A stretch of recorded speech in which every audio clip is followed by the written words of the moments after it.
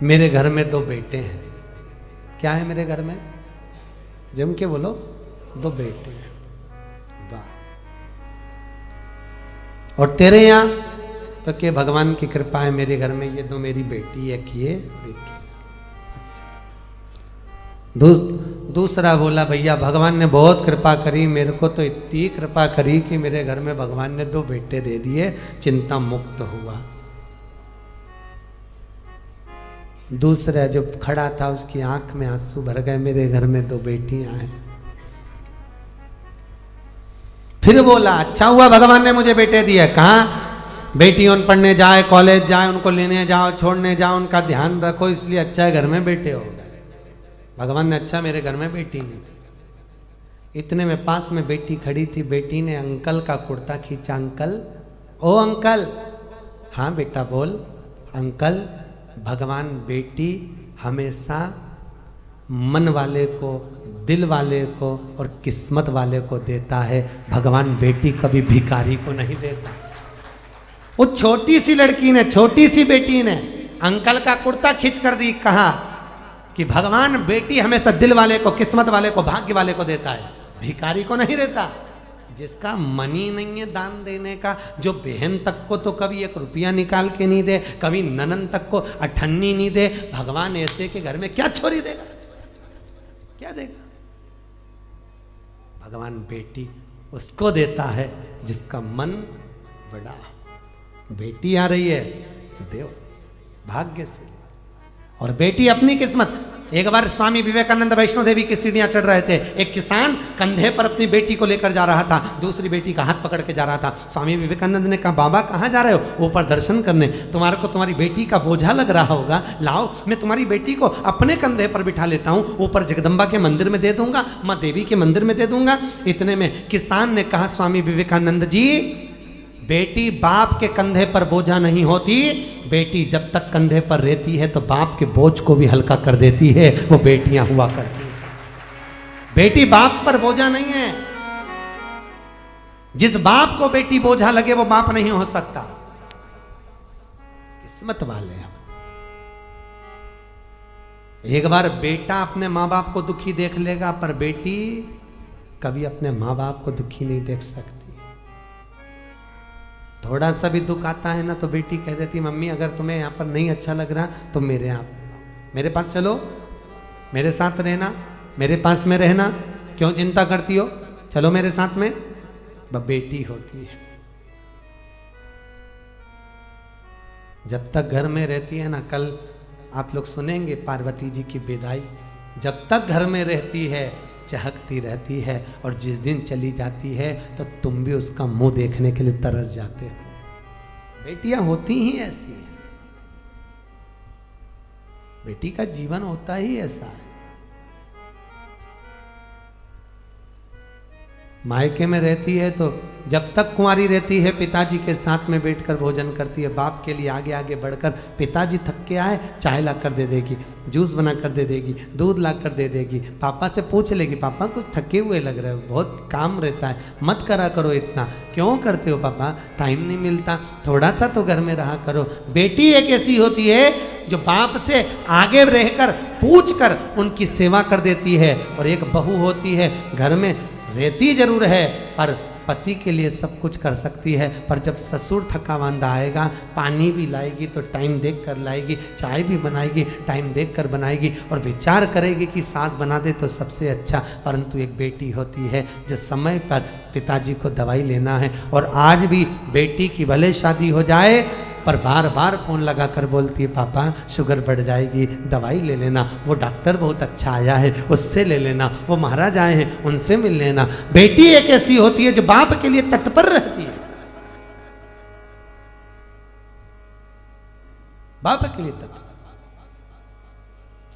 और पर गांव में जब बेटियां ब्याहती हैं, बहुत दूर गांव अगर बेटी को ब्याह दिया, बहुत दूर भेज दिया, तो बेटी भी तरस जाती है अपने माँ बाप से मिलने के लिए, परिवार से मिलने के लिए। और ऐसी कोई माँ नहीं जिसको मायके की याद नहीं आती हो। बूढ़ी से बूढ़ी को भी राखी पर, त्योहार पर, ऋषि पंचमी पर अपने मायके की याद आ जाती है, तो वो भी कह देती है तुम सब मायके चली जाओगी, घर में कोई तो रहे, एक काम करो पाकिट में 4 राखी रख दो, थोड़ी सी कंकु चावल रख दो, मेरे वीरा के लिए, मेरे भाई के लिए भेज दो। भले मैं नहीं जा सकती पर राखी रख के भेज देती। और एक माँ होती है कि बेटी के घर में कोई ना जाए ना, और पूछ लेती है पड़ोसी से, ऐ संक्रांति का त्योहार है, पंचमी का त्योहार है, सावन आ रहा है, तू जा रहा है क्या उस गांव तक? हाँ जा रहा हूँ। क्यों, क्या बात है? मेरी बेटी के एक थोड़ा सामान दे देना। तुरंत रात को बेसन सेक के लड्डू बना लिए, डब्बा में रख दिए, एक साड़ी रख दी, 2 बिछुड़ी रख दी, चूड़ी रख दी, और बेटी को जो अच्छा लगता हो, अगर हैदराबाद के बिस्कुट, मिक्सचर, सेव जो अच्छा लगे वो बांध कर पैकेट में रख दिया और झोला बांध कर दे दिया, ये मेरी बेटी को दे देना। कहना बहुत याद आती है लाडो, कभी तो आ जाया कर। बेटी को आवाज लगाकर बाप, पड़ोसी काका जब आवाज लगाता लाडो, ओ लाडो, बेटी दौड़ कर आती है, मेरे पास वाले अंकल आए हैं। क्या बात है अंकल? ये तेरी माँ ने भेजा है बेटा, तेरे पापा ने ला कर दिया था, ले। बेटी अंदर ले जाती है, डब्बा खोल कर बेसन का लड्डू जब देखती है तो बेटी की आंख में भी आंसू भर आते हैं। माँ सब भूल जाते हैं पर तू नहीं भूल पाती है। बाहर निकल कर आकर कहती है अंकल मेरे पापा कैसे हैं? पापा की पूछी, माँ की नहीं। क्यों? क्योंकि बेटा माँ को प्रिय होता है और बेटी बाप को प्रिय होती है। बेटी बाप को स्नेह इतना करती है, आते से पूछती है मेरे पापा कैसे हैं अंकल, और कैसे हैं, उनको कोई दुख तो नहीं है? बोलना, बहुत दिन हो जाते हैं, इतनी दूर गांव पढ़ना आया अंकल, इतनी दूर क्यों पढ़ना दिया?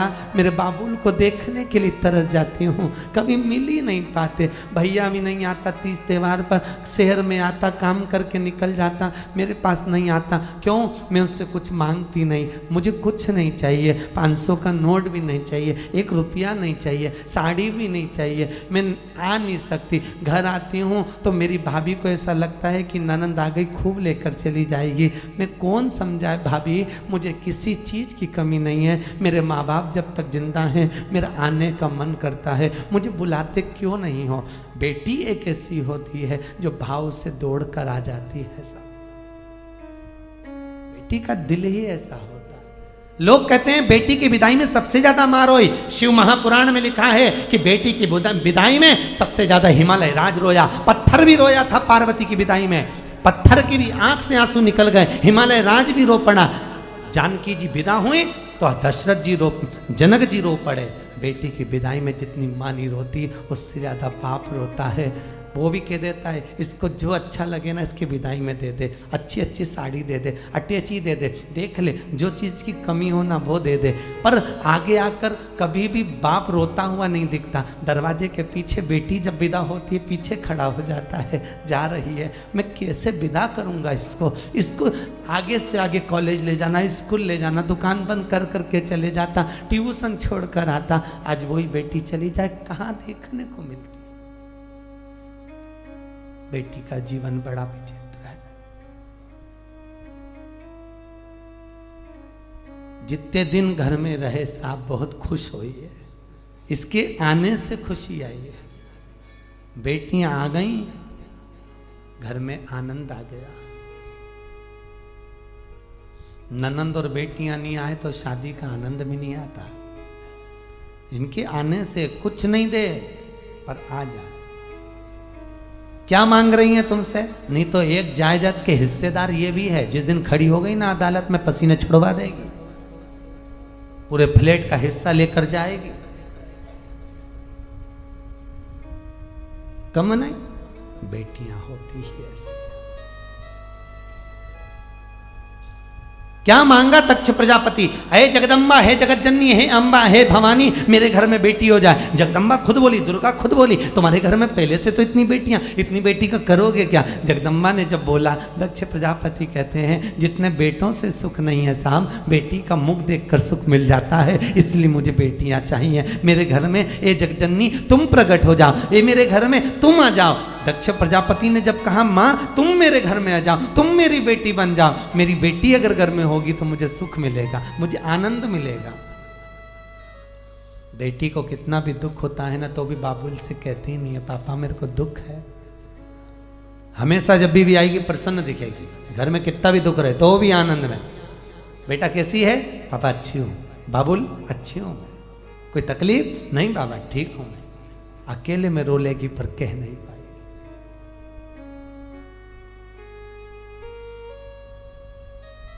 प्रेम रखिए,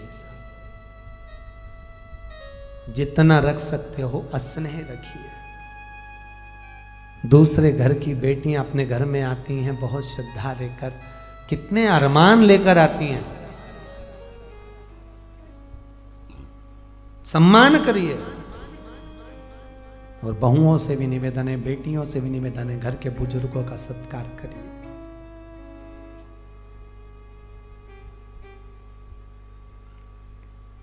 धन से नमन मत करो।